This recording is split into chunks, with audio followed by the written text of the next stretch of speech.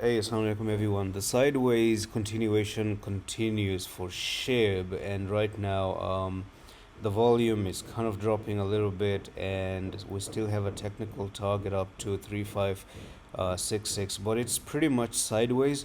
Now the volume is not really down. If I do show you up here, we can actually check out what is going on with SHIB as well.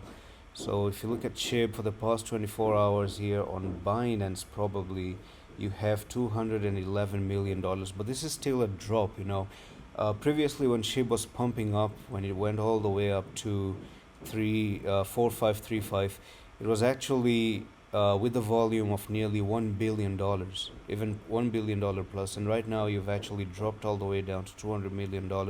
Still, it's actually good enough for SHIB at some point to continue to move to the upside. Now, there's one answer for such drop information or such a volume information, and what I mean to say by that is that this sideways that you're looking at on the daily is probably just a consolidation to create another reaccumulation, the way we're doing accumulation down here. Now, if we talk about reaccumulation, it does take a little bit of time. Perhaps sometime it takes even 2 months for reaccumulation. The reason being is, if this is accumulation down here, then accumulation takes nearly 1.5 year, maybe 2 years, and then when you move up, if this is going to be 1.5 year, then how much do you expect the reaccumulation to happen? 6 months, 5 months, 3 months, even 2 months is not a big deal, to be honest with you in here. So reaccumulation going on hopefully at the moment.